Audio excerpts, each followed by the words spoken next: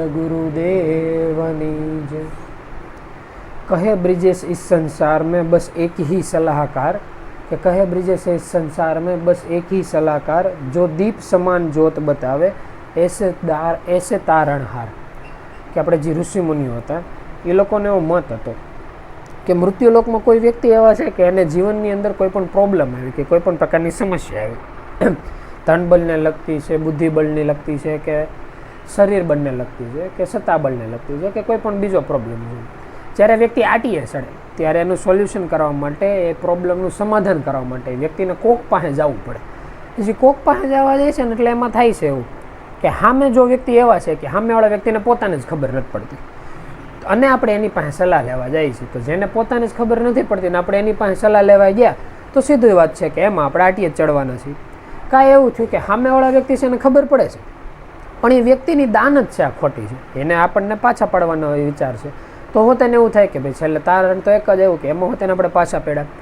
તો એ લોકો સાખીમાં કહેતા એમ કહે છે કે આ સંસારની અંદર એક જ એવા છે કે જે સાચા સલાહકાર છે.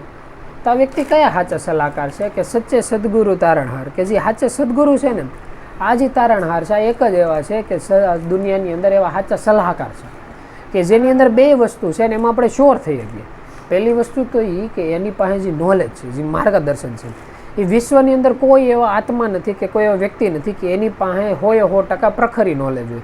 એક વ્યક્તિ એવો હોય કે જેને એક ડિવિઝનમાં નોલેજ હોય, બીજામાં હોય, ત્રીજામાં હોય, ચોથામાં હોય. પણ સદગુરુ પાસે જાઓ ને એ લોકો પાસે કેવી ઓલી ચાવી છે કે ઓલા નથી કહેતા દુનિયાની અંદર બહુ બધા અલગ અલગ તાળા બનેલા છે, પણ એક એવી માસ્ટર કી આવે, એક એવી કોમન એવી ચાવી આવે, એવી જાદુ ચાવી આવે કે ગમે તાળું ખોલવું હોય ને એ તાળા એ ચાવીથી ખોલી જાય. એમ સદગુરુ પાસે એક એવી ચાવી છે.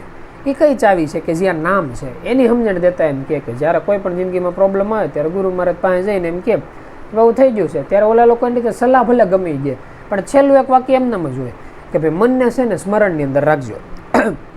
આ એક એવી ચાવી છે, એક એવી સલાહ છે કે જો કોઈ વ્યક્તિ આના આધારે જીવન જીવે એટલે એના જિંદગીની અંદર જે પ્રોબ્લેમ છે ને એ તો જો કે કર્મના આધારે આવી રાખવાના છે ને ક્યાં રાખવાના છે, પણ વ્યક્તિની પ્રોબ્લેમનો અનુભવ ન થાય. એટલે આપણે એમ કે એવું કઈ રીતે થઈ શકે? પણ એક ઉદાહરણ તરીકે જોઈએ ગઈએ તો એવું હોય કે ધારો કે કોઈ એક વ્યક્તિ છે ને તાવ આવવાનો છે, વ્યક્તિ તાવમાં બીમાર પડે તેનાથીનું જે શરીર હોય એ બીમાર પડે, વ્યક્તિને એમ થાય કે ભાઈ આપણે દુઃખ સહન કરીએ છીએ. પણ એ નહીં તાવ જ્યારે બાળક અવસ્થામાં, જ્યારે હાવ નાનકડું બાળક હોય ત્યારે એને એની સેમ ટુ સેમ તાવ આવી જાય. તો ઓલા વ્યક્તિ કર્મનું ફળે ભોગવી લે ને પોતાને ખબર જ ન હોય કે ભાઈ આપણે તાવ ભોગવી લીધો છે. એની સિવાય એવું હોય કે ધારો કે એવું થયું કે ભાઈ અચાનકની બહુ બધી ગરમી ચડી જાય, શરીરની અંદર પરસેવા જેવું થઈ જાય. હવે હકીકત બહાર એવું થવું હોય ને તેના ઉપર શરીર ઉપર એની અસર પડે, વ્યક્તિ ગભરાઈ જાય કે એવું કંઈ થાય. પણ ધારો કે સેમ ટુ સેમ કર્મ છે, એ ફળ જેનું ફળ છે એ સપનાની અંદર વ્યક્તિ ભોગવી લીધું. કે વ્યક્તિ એવું જોવે છે કે ભાઈ આજુબાજુ બહુ ગરમી છે, પરસેવો વળે છે અને એમાં લાંબો ટાઈમ એમને મરીને જ્યારે ઉઠે ત્યારે એસી ચાલો તો તેને કોઈ પરસેવાથી નીતરતો હોય, કોઈ સપનાની અંદર એવું થઈ ગયું તો તેને અમુક ટકા કર્મનું ફળ એ રીતે વ્યક્તિ ભોગવી લે છે. તો આ બધાની પાછળ કારણ શું છે? કારણ એક જ છે કે કર્મ કરતી વખતે કાંઈ વ્યક્તિથી એવા કર્મ થઈ ગયા હોય કે એને પોતાને જ ખબર નહીં, કે જેવી રીતે ટુ વ્હીલ કે ફોર વ્હીલ લઈને આપણે જતા હોય અને જમીન નીચે હોય ને અંદર કોઈ નાનકડું જીવજંતુ એમને કચડાય ને એનો અંત થઈ ગયો હોય, વ્યક્તિને ખબર જ નથી કે ભાઈ આપણે કર્મ કર્યું છે કે નથી કર્યું. તો જ્યારે એવા કોઈ ફળ ભોગવવાની વારી આવે ત્યારે વ્યક્તિને ખ્યાલ જ નથી આવતો એ ફળ ભોગવાઈ જાય. કે એ વલા નથી કહેતા કે ઘણી વખત વ્યક્તિ ઊભો હોય, કોઈ વ્યક્તિ એમ કે તને હાથે ગુમડા જેવું થયું છે, જોવે તે મડે તે ખબર પડે એટલે આ તો દુખે છે. એમ એની જેવું કે અમુક ઝીણી ઝીણી વસ્તુ એવું હોય કે કોઈ કામકાજ કરતા હોય થોડું ઘણું લાગી જાય, લોહી જેવું ટીપા જેવું હોતે નીકળે, વ્યક્તિને ખબર એને હોય કામમાં મશગુલ હોય કે જ્યારે બધું હરખું થી એને ચેક કરીને ખબર પડે લે વાગ્યું તું ભીંગડું હોતે વળી ગયું. એમ એ રીતના કર્મના અમુક એવા ફળ પાકતા છે કે વ્યક્તિને ખ્યાલ જ નથી, તો હોતે વ્યક્તિ કર્મનું ફળ ભોગવી શકે. નકર થાય કેવું, વ્યક્તિ આ દુનિયાની અંદર એવી એક રેસની અંદર દોડે છે, એક એવી સ્પર્ધાની અંદર દોડે છે કે દોડો જાય છે, દોડો જાય છે, દોડો જાય છે, એને ખબર જ નથી કે ક્યાં અટકવું. અને એ સવાલનો જવાબ દેવા એક વખત એવું થાય કે એક સમયની અંદર એક એવું નગર હોય, એ નગરની અંદર એક બહુ મોટા ધનાધર વ્યક્તિ રહેતા હોય, એક બહુ મોટા બિઝનેસમેન રહેતા હોય, એક વેપારી હોય કે જેનો વેપાર બહુ વ્યવસ્થિત રીતે કરતા હોય અને એના તરફથી બહુ સારું કમાતા હોય. એટલે એણે બહુ બધી જગ્યાએ એવું સાંભળ્યું કે ભાઈ એવા ઉદાહરણો સાંભળ્યા કે એક વ્યક્તિ હતા એની જીવનની અંદર 7 પેઢી ખાય એટલું ખૂટે એમ નહોતું તો 8મી પેઢીની ચિંતા કરતો હતો. આ વાત એને અલગ અલગ જગ્યાએથી સાંભળેલી હતી. એટલે વ્યક્તિ પોતે એવું નક્કી નહોતું કરી શકતો કે ભાઈ કેટલા હદ સુધી ધનબળમાં મહેનત કરીને એકત્રિત કરીને આગળ વધવું, કે કેટલા હદ સુધી વ્યક્તિને આગળ વધવા માટે મહેનત કરે રાખે અને ક્યારથી એમ અટકી જવાય કે ભાઈ હવેથી આગળ વધવાની એટલી જરૂરી નથી, વ્યવસ્થિત હાલે હાલવા દે ધંધો વ્યવહાર એની રીતે. પણ એમાં સમય દેવાની જગ્યાએ કોઈ બીજી જગ્યાએ સમય દે, કાં ધ્યાનસ્થની અંદર સ્થિર થઈ, કાં નવી પેઢી છે તેના સલાહ સૂચન કરીએ, કાં પોતાની જીવનશૈલી છે એને વ્યવસ્થિત સુધારીએ. એટલે નથી કહેતા ભાઈ 10-15 મિનિટ વ્યાયામ કરીએ કે એની સિવાય એવું થાય કે ખાવા પીવાની જે વસ્તુ છે એની શુદ્ધતા રાખીએ, શરીર વ્યવસ્થિત સાચવીએ, મન વ્યવસ્થિત સાચવીએ. જે ગુરુ સેવા હાલતી હોય, સત્સંગ સભાનો સમય હોય ત્યાં 1-2 કલાક જાય, કે તિથિનો કેવો કોઈ સમય હાલતો હોય કે ભાઈ આપણે વરહમાં એક વખત ટાઈમ આવતો હોય તો ત્યાં જાય. એ કે આમાં ખબર નથી પડતી કે ધંધાની અંદર મહેનત કરતા હોય કે નોકરિયા તરીકે મહેનત કરતા હોય તો કેટલા હદ સુધી એમાં મહેનત કરવી અને ક્યારથી એને એમ નક્કી કરવું કે ભાઈ હવે બહુ થઈ ગયું, હવે આની અંદર ધ્યાન દે. આજે વચ્ચેની જે દિવાલ છે ને આ દિવાલ ઓળખાતી નથી. એટલે સમયની અંદર નોખા વ્યક્તિની પૂછતા હોય, જેની સમજતો હોય કે ભાઈ આ વ્યક્તિની અંદર કંઈક માહિતી છે, નોલેજ છે, એને પૂછે. એટલે બધા વ્યક્તિ પોતપોતાની રીતે જવાબ આપે કે ભાઈ એટલા લાખ રૂપિયા ખાતામાં હોય, કે એટલા હજાર ખાતામાં હોય, કે એટલા કરોડ ખાતામાં, એ પોતપોતાની રીતે આંકડા આપે. ભાઈ એટલા હોય ને એટલે બહુ થઈ ગયું, એટલે બહુ થઈ ગયું. પણ આને સંતોષકારક કોઈ જવાબ ન મળે. એમ કરતાં કરતાં એક વખત એવો થાય કે એક સાધુ મહાત્મા હોય, સદગુરુ હોય, એની રીતે સત્સંગ સભા કરતા. એટલે અહીંયા જઈને શાંતિથી બેન સ્થિરતા રાખે ને તેનું જે મન હોય ને શાંત થવા મળે. એટલે એને એવું લાગે કે જો આપણે આ વ્યક્તિના સવાલ પૂછે ને તો વ્યક્તિનો કોઈ એવો જવાબ દઈએ કે જવાબથી હકીકતી સવાલનો જવાબ મળી શકે, કે એનાથી આપણું મન સ્થિર થઈ જાય. એટલે ઓલા વ્યક્તિને પૂછે, જ્યારે બધા વયા જાય ને એકલા હોય ત્યારે પૂછે કે ધંધાની દ્રષ્ટિએ મારી પાસે એટલું છે અને એટલા કરવાના પ્લાન છે કે ભાઈ આવતા વર્ષે આ કરો, એને પછી વર્ષે આ કરો, એમ 5-10 વર્ષનો જેનો પ્લાન વીકાઈ જાય, ભાઈ એટલો વધારવાનો પ્લાન છે, આ હાલે છે, હાલમાં એટલા વ્યક્તિ મહેનત કરે છે. પણ આમાં મને ખબર નથી પડતી કે ક્યાંથી અટકવું, ક્યાંથી ધંધાને આગળ લઈ જતા બંધ કરવું, અથવા તો એમ થવા દો કે હવે એની રીતે હાલવાનું, સવારથી સાંજ સુધી મહેનત છે ને ઓછી કરી, આ ખ્યાલ નથી આવતો. તો તમે મને એ વાત સમજાવી શકો કે કેટલા આંકડા છે અહીંયાથી સમજવામાં આવે કે ભાઈ હવે અટકી જવું. એટલે ઓલા વ્યક્તિઓ જવાબ આપે કે જો ભાઈ એ વસ્તુ છે ને આંકડામાં માપવા જેવી નથી. એ કે તો કઈ રીતે માપ્યું? એ કે એ રીતે માપવાની કે કલ્પના કરવાની, કે તેમ નક્કી કર્યું ભાઈ આ વર્ષે આપણે દર મહિને એટલા કમાઈએ છીએ, આવતા વર્ષે આપણે એટલા કમાવું. એટલે શાંતિથી વિચાર કરવાનો કે ધારો કે આ વર્ષે એટલા આપણે કમાઈ લીધા, તો આપણા જીવનશૈલીમાં સવારે ઉઠીએ ત્યાંથી હેંજે હોઈએ, આ બેની વચ્ચે આપણા જીવનમાં કાંઈ પણ પ્રકારનો ફેરફાર કરીશું આપણે.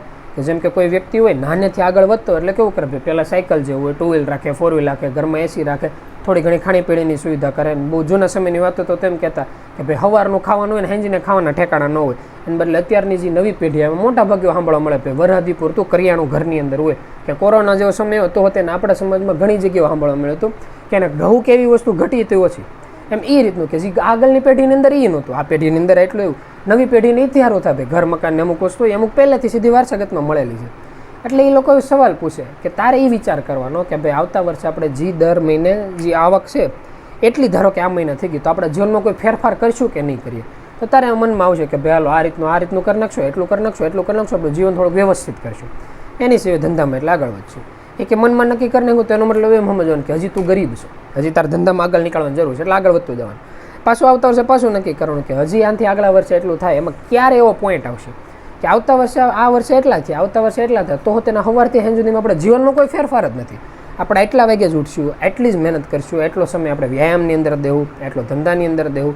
એમ જ્યારે થઈ જાય કે આથી વધારે કમાવું તો તેને આપણા જીવનમાં કોઈ ફરક નથી. 24 કલાકનું જે આખું ટાઈમ ટેબલ છે, આ ટાઈમ ટેબલ એનું એ જ રહે. ત્યારથી સમજી લેજે કે હવેથી તારું જે જીવન છે ને એ એવા સ્તરે પૂગી ગયું કે હવે તું હકીકત ધનાધર વ્યક્તિની તારી લિસ્ટમાં આવી જાય. એથી ઉપર હવે તારે આગળ વધવાની જરૂર નહીં, પછી ત્યાંથી તારે અટકી જવાનું.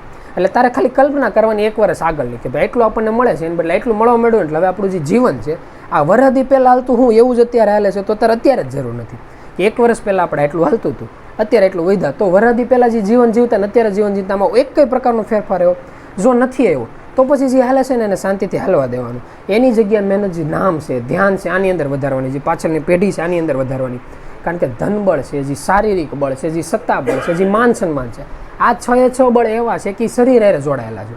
એક વખત શરીર વ્યક્તિના જે આત્મા છે શરીર છૂટીને બીજા શરીરમાં ગયું એટલે એનો ધનબળ ભેગું આવે, નો આપણે શારીરિક શક્તિ બળ આવે, નો જે વ્યક્તિ આપણને ઓળખે છે માન મર્યાદા છતાં કોઈ વસ્તુ ભેગું ન આવે, ભેગું કર્મ આવે. તો કર્મ 2 પ્રકારના હોય. એક પ્રકારનો હોય જેને આપણે નામવાળા વ્યક્તિ કહીએ કે સામથરી અને સમજણ, જે નામના ભજનથી અથવા તો ગુરુ સેવાથી વરદાનના રૂપમાં બેમાંથી કોઈ પણ રીતની અંદર આ વસ્તુ મળી શકે. તો એમાં સમય નાખવાનું કે શરીર છોડતા પછી હોતે બીજા શરીરમાં વસ્તુ ભેગી આવે, નાનપણથી વસ્તુ ભેગી આવે. બીજું એક એવું કર્મ છે કે જે પરોપકારની રીત છે, એની કોઈ લિમિટ નથી હોતી. કોઈ સમાજમાં ગણતા હોય, કોઈ બહાર કંઈ ગણતા હોય, કોઈ બીજે ક્યાં ગણતા હોય, ન ગણતા હોય, પાછળની પેઢીમાં ગણતા હોય. પાછળની પેઢીને જે વસ્તુ ઉપરથી આવી હતી વારસાગતમાં દેવી એક રીતની પરોપકાર જ કહેવાય. એના વાહે દીધું એ ગમે ત્યારે પાછા મૃત્યુલોકમાં ત્યારે એ વસ્તુ એને મળવાની છે, પછી બધો ફોકસ એની ઉપર રાખી દેવાનો. એટલે આ જ્યારે આખી વસ્તુ સાંભળીએ ને ત્યારે આ વસ્તુ તો સમજવામાં આવે. પછી આનાથી એક બીજો સવાલ આવે. ઘણા વ્યક્તિ ખબર એવું કહેતા કે ભાઈ નામની અંદર આગળ નીકળ, અમને આ દેખાણો, ના સાંભળવાનું, એટલું કર્યું, અમને એટલી ઝાંખી થઈને અલગ અલગ પોતપોતાની રીતે અનુભવની વાત કરતા હોય. તો સવાલ આવીને ઊભો રહીએ કે કયો એવો પોઈન્ટ છે, કઈ એવી પોસ્ટ છે, કઈ એવી પદવી છે કે કઈ એવી ભૂમિકા છે કે કોઈ વ્યક્તિ એ પોસ્ટ, પદવી કે અથવા સ્થાન અથવા મનની સ્થિતિએ પૂગી ગયો એટલે ત્યાંથી આત્મ હકીકત અનુભવી કહેવાય. તો જો આનો જવાબ ગોતો ને તો ઓલા ઉદાહરણની જેમ જ છે કે એવી કલ્પના કરવાની કે મોટામાં મોટા અનુભવી કેને કહે. મોટામાં મોટા અનુભવી કોઈ પણ નોર્મલ વ્યક્તિને હોતે પૂછે ને તો તેને એમ કહેવાય કે ભગવાન, પરમાત્મા. એને જે નામ દેવું દે કે કોઈ રામ કે, કોઈ કૃષ્ણ કે, કોઈ વિષ્ણુ કે, કોઈ બ્રહ્મા કે, કોઈ શંકર કે, કોઈ મુસ્લિમ હોય તો અલ્લાહનું નામ આપે, કોઈ ક્રિશ્ચિયન હોય તો જીસસનું નામ આપે, ગોડનું નામ આપે, જે કાંઈ નામ આપે. 2 સેકન્ડ પૂરતી એવી કલ્પના કરવાની કે ધારો કે આપણે પરમાત્મા થઈ ગયા, આપણે પરમાત્મા છીએ. એટલે પરમાત્મા થવાની અમુક પાવર તો બધે સીધી જ વાપરી લે કે ભાઈ આપણે ધારીએ ત્યારે આપણું મૃત્યુ થાય, અમુક જે કોમન પાવર આવતી હોય. પછી બીજું એવું ધારે વસ્તુ કરીએ એટલે ધનબળ, બુદ્ધિબળ, બાહુબળ આ બધું આવી જાય. આપણે ધારી રીતે સામેવાળા વ્યક્તિના વિચાર ફેરવી શકીએ. આપણે એમ નક્કી કરીએ કે 2 વ્યક્તિ છે બેન એટલું ભળે છે, એટલું ભળે છે, એકાબીજા વગર નથી રહી શકતા. કલ્પના કરે ઓલો વ્યક્તિ ચાકુ લઈને સામેવાળા વ્યક્તિનો અંત કરી નાખે. એટલે હદ સુધીની આપણી અંદર શક્તિ છે. એટલી શક્તિ આપણી અંદર આવી ગઈ. આ શક્તિ આવ્યા પછી આપણે હું જીવનમાં ફેરફાર કરીએ છીએ. જા લગન આપણને એમ થાય ને કે એટલી શક્તિ આપણી પાસે આવી જાય ને આપણે એટલો ફેરફાર કરશું, એટલો ફેરફાર કરશું, જિંદગી આ રીતે જીવશું, આ રીતે જીવશું. જા લગન એમ થયા રાખે ને કે આપણે એટલો ફેરફાર કરશું, ત્યાં લગન હકીકત અનુભવની દુનિયામાં અને આપણે હાલમાં જે કક્ષાએ છીએ ને એટલું અંતર છે. જ્યારથી એમ થઈ જાય કે પરમાત્મા પાસે જેટલી શક્તિ છે એટલી શક્તિ આપણને બધી અત્યારે જ મળી ગઈ, ભૂત, ભવિષ્ય, વર્તમાન જાણવા સુધીની, એમાં કોઈ પણ પ્રકારનો ફેરફાર કરવા સુધીની. કે કલ્પનાની દ્રષ્ટિએ જાય કે ધારો કે શેર બજાર જેવી કોઈ વસ્તુ હોય કે એમાંથી ક્યારે કઈ વસ્તુ અપડાઉન જવાની છે એટલે ધનબળની જરૂર ન પડે. કે કોઈ પણ ધંધા હોય, ક્યાંથી ખરીદી થાય, ક્યાંથી સેલિંગ થઈ આવે. કોઈ પણ પરીક્ષા હોય, કયા સમયે કયો સવાલ ક્યારે પૂછવાનો છે જવાબની ખબર પડી જાય. કે કોઈ પણ યુદ્ધ થવાનું હોય તો યુદ્ધની અંદર ક્યાંથી કઈ મિસાઇલ નીકળે, ક્યાં ફૂટશે, કયો વ્યક્તિ વિચાર કરે છે, મિસાઇલમાં હું problem, A to Z detail. કે કોઈ વ્યક્તિનો રાજા બનીને બેઠો ને તો તેને ખબર હોય કે ભાઈ આ વ્યક્તિ આ સમયે આ જગ્યાએ આતંકવાદીનો હુમલો થવાનો છે, એને A to Z ડિટેલ છે. તો હોતે બધી માહિતી હોવા છતાં, બધી વસ્તુ કરવા છતાં અત્યારે જેવી જિંદગી જીવે છે એવી ને એવી જોઈ વ્યક્તિ જિંદગી જીવે, એમાં કોઈ પણ પ્રકારની વ્યક્તિ ફેરફાર કરવા ન ઈચ્છતો હોય તો સમજી લો કે એ વ્યક્તિ હકીકત અનુભવની દ્રષ્ટિએ 100% પૂગી ગયા છે. તો એ આત્મ હકીકત અનુભવી કહેવાય. આ એક એની લિસ્ટ કહેવાય. આ વ્યાખ્યાથી જ્યારે આપણે હાલીએ ત્યારે વ્યાખ્યાથી હાલતા એવો ખ્યાલ આવે કે નામની અંદર ઊંડા ઉતરતા એવી આશા નહીં રાખવાનો કે ભાઈ જ્યારે શરીર છૂટશે ત્યારે કોઈ પરલોકની અંદર રહેવું ને મન શાંત રહે ને અત્યારે એટલે સવારથી સાંજ સુધી હાય હોય હાલે છે ભાઈ ધંધામાં ધ્યાન દેવું, ઘરમાં ધ્યાન દેવું, મહેનત મજૂરી કરવી, છેલ્લે જ્યારે શરીર શાંત થાય ને પરલોક મરે ત્યાં શાંતિથી બેસીશું. જો હકીકત એવી આશા હાલતા હોય તો યુગોથી પરલોક આવેલો રાખ્યો છે, યુગોથી મૃત્યુલોક આવેલો રાખ્યો છે. એવું કંઈ નથી કે એક શરીરની અંદર આપણે શીખી જાય બીજા શરીરની અંદર નથી કરવાના. એ જે હેલું રાખ્યું છે ને હેલું જ રાખવાનું છે. ફેરફાર ક્યાં છે? ફેરફાર એ છે જે મન છે એની સ્થિરતા પકડાવતા શીખીએ, જે નામ છે એને આધીન થતા, જે ગુરુ મહારાજના કયામાં છે એ રહેતા શીખીએ. કે ઘડીક પહેલાં ઘણા મામા વાત નહોતા કરતા, શરણાગતિ સ્વીકારતા શીખીએ. જ્યારે વ્યક્તિ શરણાગતિ સ્વીકારવાની કોશિશ જ કરતા જાય ત્યારે આખા 24 કલાકની અંદર 1 સેકન્ડ હોતે ને એની અંદર એને સફળતા મળી. તો એ 1 સેકન્ડની 2 સેકન્ડ થાય, 3 સેકન્ડ થાય, એમ કરતાં યુગોના યુગો વયા જાય. પણ એક સમય એવો છે જ્યારે હકીકત આત્મા અને પરમાત્મા એક થઈ જાય. વ્યક્તિના વિચાર એટલા હદ સુધી એક થઈ જાય કે ઓલાના વિચાર હારે જ આપણા વિચાર હાલે. જ્યારે એવું થઈ જાય ને ત્યારે એવો હકીકત ખ્યાલ આવે છે કે આપણે જે કંઈ કરીએ છીએ, કરવા માગીએ છીએ કે પાછળ કર્યું હતું એ બધું ઓલા લોકોની ઈચ્છાથી કર્યું હતું ને આગળ એ જ થાય. ત્યારે વ્યક્તિ હકીકત કર્મની કરતામાંથી એમાંથી જોવાવાળા વ્યક્તિ બની જાય. હકીકત જે આત્મા છે ના બની જાય. એને જે વ્યાખ્યા કહેવાય, એને જાગેલા વ્યક્તિની વ્યાખ્યા કહેવાય. અને આ જ કક્ષા સુધી પૂગવાનું છે. ખાલી એ કક્ષા સુધી પૂગવાનું કે મન છે સ્મરણમાં લગાડતા એટલા હદ સુધી એમાં તલ્લીન થઈ જવાનું કે બધી શક્તિ હોવા છતાં તો હોતે વ્યક્તિના જીવન જે રીતે જીવતા હોય ને એ જ રીતે જિંદગી જાય. અને આવું એવું નથી એક વ્યક્તિએ કરેલું. ઇતિહાસની અંદર જેટલા જે મેન ગુરુ ગાદીએ બેઠેલા વ્યક્તિઓ છે આ બધા પાસે પાવર હતી. આપણે જે ગુરુ મહારાજ હોય બધા વયા જ એટલે નહોતા કહેતા ભાઈ આની અંદર એટલી શક્તિ હતી, એટલી શક્તિ હતી. અને વયા જાય પછી કેટલા બધા એના પરસો હોતે ને હમણાં ભાઈ એટલી શક્તિ હતી, એટલું એ લોકોએ ફેરફાર કરવાની ઈચ્છા રાખીને એ લોકોએ ફેરફાર કરી હોતે નાખો. આમ આપણે ખાલી ઈચ્છા રાખ્યા કે આપણાથી ફેરફાર ન થાય. પણ જ્યારે બે વસ્તુ એકત્રિત થઈ જાય ત્યારે હકીકત આપણે એમ કહીએ ભાઈ નહીં એ વ્યક્તિ પ્રગટ પુરુષ હતા. આની સવાલ નથી. વ્યક્તિ એવા છે કે મૃત્યુલોકના મોટા ભાગના વ્યક્તિ કે કોઈ એક વ્યક્તિએ સવાલ હોતે ને પૂછ્યો હતો કે ધારો કે એવું થયું હોય કે પરમાત્મા છે આપણે સામે આવીને ઊભા રહી ગયા, આપણને ખબર પડી કે બે જ વ્યક્તિ પરમાત્મા છે કે ભાઈ રામ હતા વનની અંદર જતા હોય કે વનવાસની અંદર જતા હોય આ વ્યક્તિ આંગળી ચીંધીને કહી જાય ભાઈ આ જ રામ છે. કે કૃષ્ણ હતા ચતુર્ભુજ સ્વરૂપ જે બતાવી દીધું જે અર્જુનની અંદર એવી આપણું સામું ચતુર્ભુજ સ્વરૂપ બતાવી દે. અથવા તો એ કાંઈ નહીં પણ આપણે કેમ વિવેકાનંદની લોકોની એવી વ્યાખ્યાની અંદર આવે. પછી એની સિવાય જે આપણે રામકૃષ્ણ પરમહંસની એની વ્યાખ્યાની અંદર આવે કે ભાઈ રામકૃષ્ણ પરમહંસ હતા એની સામે કાળી માતા આખા પ્રગટ થઈ ગઈ. એમ હકીકત ધ્યાનમાં બેઠા કે જે કોઈ ભગવાનનું મંત્ર વ્યક્તિ પ્રગટ થઈ જાય. પ્રગટ થઈને આપણને ખ્યાલ આવે ભાઈ સામેવાળા વ્યક્તિ છે એ જ પરમાત્મા છે, એની પાસે A to Z શક્તિ છે. પણ ઓલા વ્યક્તિ પ્રગટ થઈને એમ કહે કે ભાઈ મારી પાસે બહુ બધી શક્તિ હતી પણ પ્રગટ થવામાં બધી શક્તિ પૂરી થઈ ગઈ, હવે મારી પાસે કોઈ શક્તિ નથી, તો હું તું મારો મિત્ર બની કે મારો ભક્ત બની? જ્યારે એ સવાલ આવે કે સામે ભગવાન છે, આપણને ખબર છે મૂર્તિ સામે બેઠા છીએ અને સ્વીકાર કરીને હાલીએ કે મૂર્તિની અંદર હકીકતી શક્તિ નથી આપણે એક ઈચ્છા પૂરી કરવાની, તો હોત ને બે હાથ અને ત્રીજું માથું આપણે મૂર્તિ સામું જોડશું કે નહીં? એ સવાલ થાય કે સાધક તરીકે, એક સેવક તરીકે, કે ગુરુ મહારાજ પાસે જાય છે બે હાથને ત્રીજું માથું જોડી, ત્યારે મનમાં એ સ્વીકાર કરી લેવાનું કે સામેવાળા વ્યક્તિ છે આપણે એક પ્રોબ્લેમનું સોલ્યુશન નથી કરી ગયા, તો હોત ને હું આપણી કરી ગયા છે, જો નથી કરી ગયા તો એનો મતલબ એ છે આપણે એ લોકોની શક્તિની પાછળ જાય છે.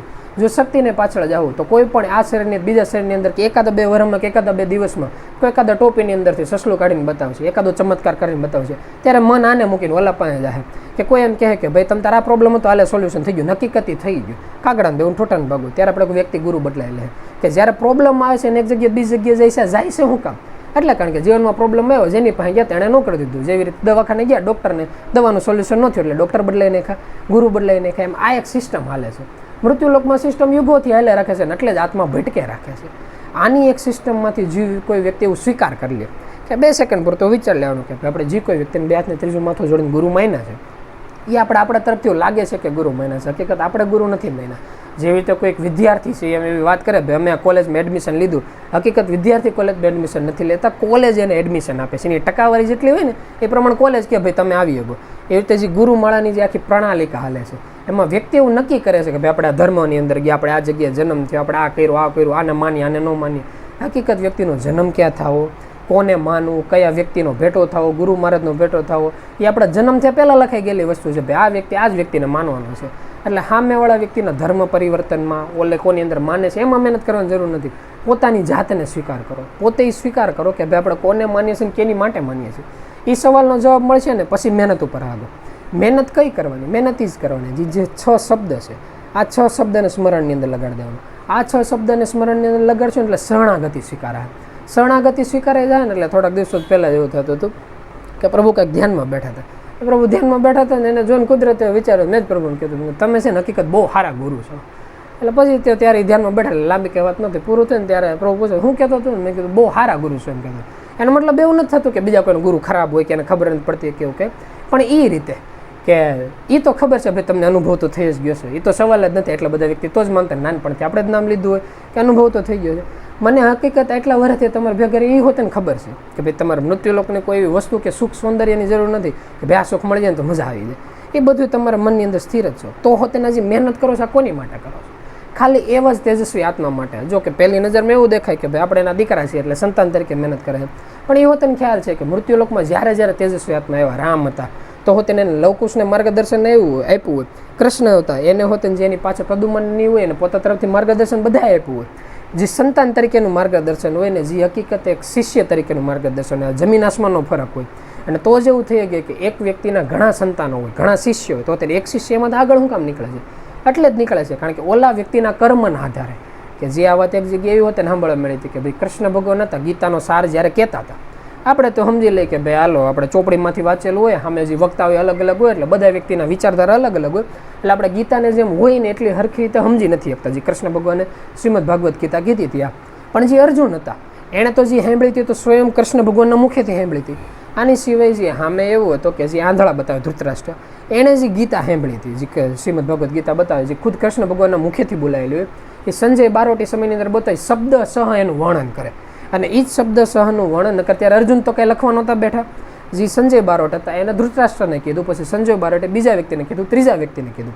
કે અમુક એવા આત્માઓ હતા એ સમયની અંદર કે જેમાં આપણે એવા નામ દઈએ ગયા કે વેદવ્યાસ ભગવાન, કે જે ભલે વિશ્વના બીજા કોઈ ખૂણે બેઠા હોય પણ ત્યાં બેઠા બેઠા કૃષ્ણના મુખમાંથી જેટલા શબ્દો નીકળ્યા બધે સાંભળા થયા, સાંભળીને યાદ રાખીને બુકની અંદર લખ્યું. આ બધું જે કીધું ત્યાં આપણે સાંભળી લીધું કે સાંભળવા ફેર થઈ, બોલવા ફેર થઈ. પણ જે ધૃતરાષ્ટ્ર સાંભળ્યું આ તો બધું એક જ હરખું સાંભળ્યું છે.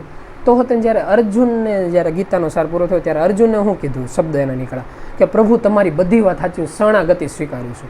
તમે મને જે રીતે કહો કે ભાઈ ધનુષ તીર કામઠામાંથી તીર નીકળે, ધનુષની અંદર લગે નિશાનો સાહેબ અને છોડ દે એટલે હું છોડી દઉં, એટલા હદ સુધી શરણાગતિ.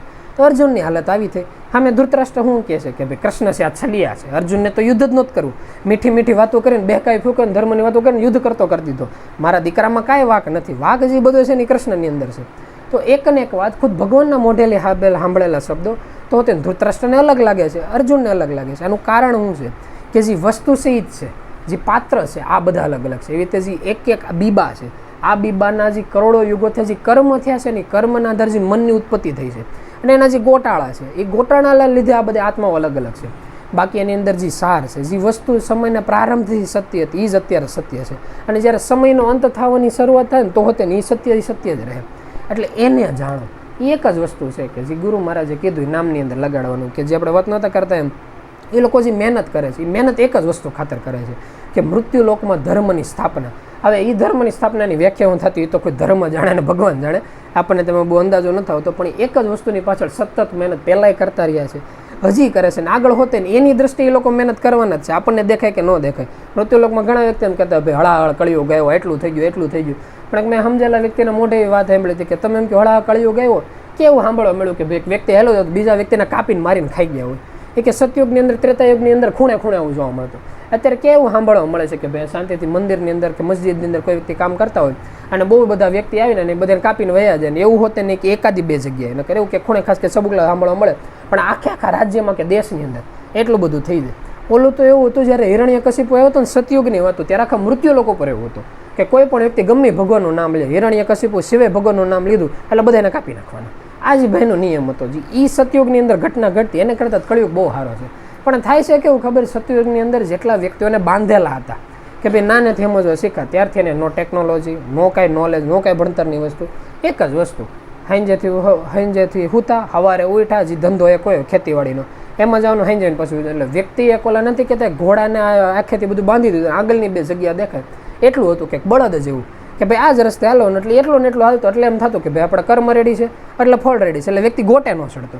હવે કેવું થયું, વ્યક્તિનો છૂટો મૂકી દીધો કે તમે તારે બરોબર લાગે એમ, એટલે ઘડકાયા કૂતરા જેવા આત્માઓ થઈ ગયા. જ્યાં બરોબર લાગે ત્યાં જાય, ત્યાં મોઢું મારે ને પછી કર્મ ભોગવન વારી આવે, એટલે કે ભાઈ હળી કળિયુગ આવ્યો છે. બાકી જે સતયુગના આત્મા હતા ને એ જ અત્યારે કળિયુગમાં છે, એ જ ત્રેતાયુગમાં હતા, એ જ દ્વાપરયુગમાં છે. ખાલી જે સ્વતંત્રતા બધા આત્માઓને મળી છે એનો દુરુપયોગ થયો. ફળ ભગવાન વારો આવ્યો એટલે બધું ભેગું કરીને સદગુરુ પરમાત્માને માથે નાખી દીધું, ભાઈ તમે કર્યું, આવો સમય આવો, યુગ આવ્યો. શાસ્ત્રોના શરૂઆતથી કહેતા આવ્યા છે. એ લોકો એક જ વાત કહેતા આવ્યા હતા કે ભાઈ એવો સમય આવશે, વ્યક્તિ આવા થાય. એનું કારણ એક જ હતું, એને ખબર હતી કે હકીકત આત્માઓને જ્યારે છૂટ મૂકવામાં આવે ત્યારે કેવા થઈ શકે, કે એ એવા થઈ શકે કે જે જોહે, જે સાંભળશે, જે વસ્તુ કરશે એવું હાલ છે. પણ એમાંથી જો બહાર નીકળવું હોય તો એને એ જ રસ્તે હાલવું પડે કે જે કે શાસ્ત્ર પુરાણો છે, ભલે વૈષ્ણવ સંપ્રદાય હોય, સ્વામિનારાયણ હોય, ક્રિશ્ચિયન હોય કે મુસ્લિમ હોય, જે કોઈ સંપ્રદાય હોય, એના શાસ્ત્ર પુરાણો જે ચોપડીઓ છે એ વાંચે, સમજે, વિચારે. યુટ્યુબ જે સિસ્ટમ હોય, સારા વિચારો લે પોતાના જીવનમાં નાખે, વહેલી પેઢીને સમજાવે, તો બીજું કે થાય કે ન થાય, જે પોતાનું જીવન છે આ તો વ્યવસ્થિત રીતે જિંદગી જીવે, અને જોઈ વ્યક્તિ એ પોતાના જીવનમાં વ્યવસ્થિત રીતે જિંદગી જીવે, તો એવું થાય કે એને જિંદગીમાં બીજું કંઈ કરવું જ નથી પડતું, શાંતિથી એનું જીવન હેલા રાખે અને જિંદગીમાં કોઈ પ્રોબ્લેમ ન આવે. આ જ કરવાનું છે, ખાલી નામનું સ્મરણ કરવાનું, જે જીવનમાં બરોબર લાગે કરવાનું. અને જ્યારે એમ થાય ને કે આપણી અંદર બહુ ધનબળ આવી ગયું, કે જ્ઞાન આવી ગયું, બુદ્ધિબળ આવી ગયું, ત્યારે શાંતિથી વિચાર કરવાનો કે હજી થોડુંક આગળ આવ્યો હોય તો આપણે શું ફેરફાર કરીએ. જ્યારે ખબર પડે ને એટલો ફેરફાર કરવાનો, એટલે સમજી લેવાનું કે ભાઈ એટલો ગેપ છે જે આપણી અંદર, હજી આપણને એમ લાગે કે આપણામાં ઘટે છે, બસ જ એનું પ્રૂફ છે.